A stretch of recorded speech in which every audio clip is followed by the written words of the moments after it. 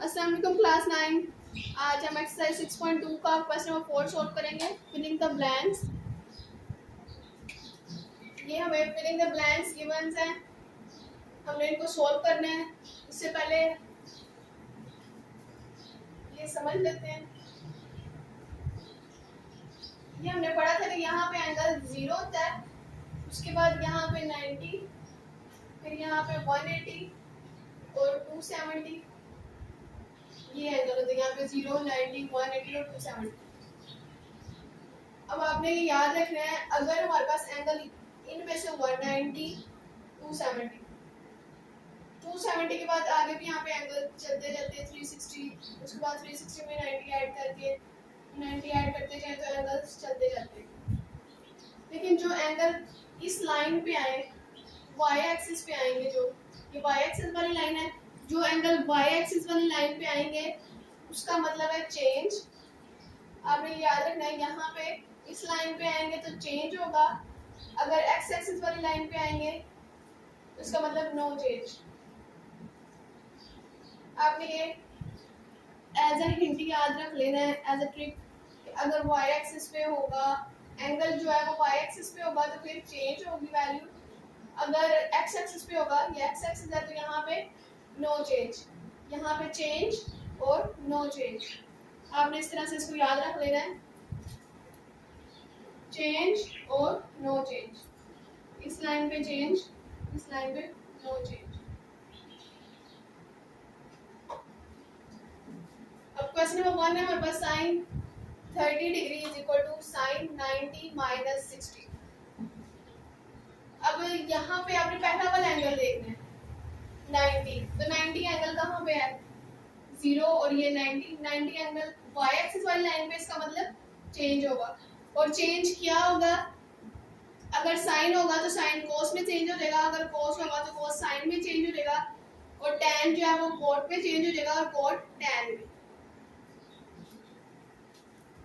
अगर ये वाली लाइन पे एंगल्स आएंगे तो इसका मतलब है कि साइन जो है वो कोस में चेंज हो जाएगा,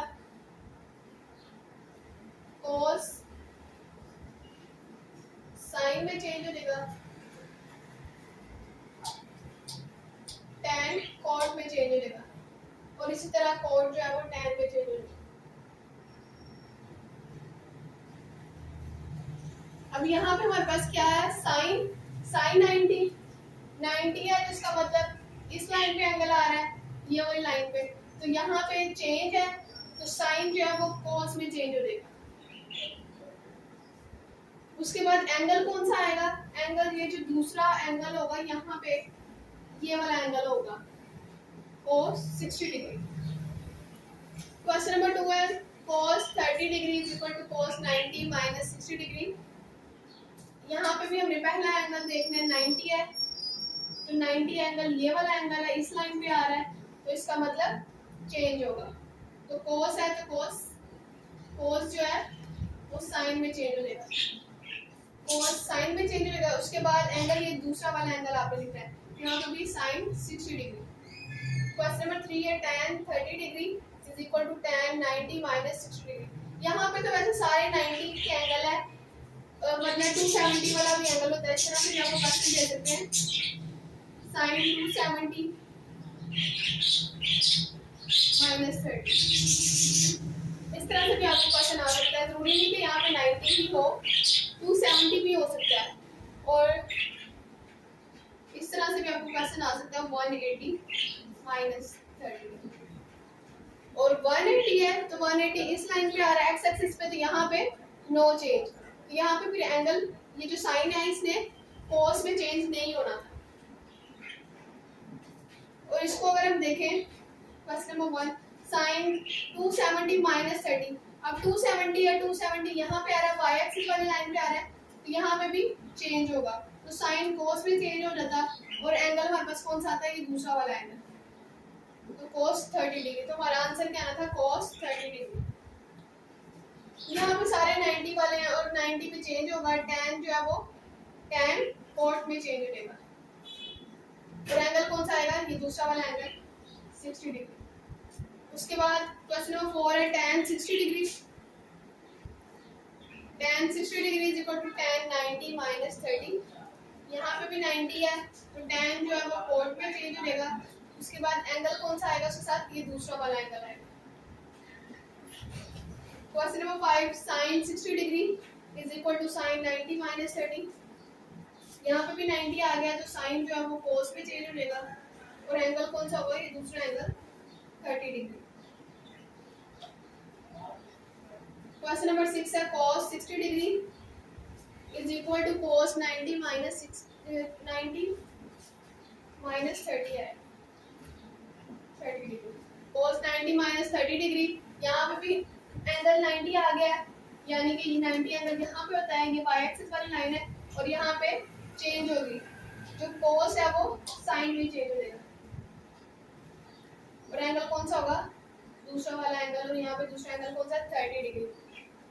नेक्स्ट क्वेश्चन है sin 45 degree is equal to sin 90 minus 45 degree. तो 90 आ गया है तो इसका मतलब चेंज, तो sin cos में चेंज हो जाएगा। 45 वाला एंगल है तो 45 वाला एंगल है। cos 45 degree is equal to cos 90 minus 45 degree. अब यहाँ पे भी 90 है तो cos sin में चेंज हो जाएगा और एंगल कौन सा आएगा, 45 डिग्री। लास्ट क्वेश्चन है tan 45 degree is equal to tan 90 minus 45 degree. 90 आ गया है तो इसका मतलब चेंज होगी वैल्यू, tan cot में चेंज हो जाएगा और एंगल 45 डिग्री है। ये हम आगे जाके पढ़ेंगे कि sin 30 डिग्री की जो वैल्यू होती है वो cos 60 डिग्री के इक्वल होती है। ये दोनों इक्वल होते हैं, इन दोनों की जो वैल्यू होती है sin 30 की वैल्यू जो होती है वो cos 60 की वैल्यू के इक्वल होती है। इसी तरह cos 30 की जो वैल्यू होती है वो sin 60 के इक्वल होती है। tan 30 की जो वैल्यू होती है वो cot 60 की इक्वल होती है। sin 30 की वैल्यू हमारे पास होती है 1/2 और cos 60 की वैल्यू भी हमारे पास 1/2 होती है, यानी ये दोनों की वैल्यू जो होती है वो इक्वल होती है। sin 30 जो है वो cos 60 के इक्वल होता है, यहाँ पे cos 30 जो है वो sin 60 के इक्वल होता है। cos 30 की वैल्यू हमारे पास होती है √3/2 और sin 60 की वैल्यू भी हमारे पास √3/2 है, इसलिए ये दोनों इक्वल होते हैं।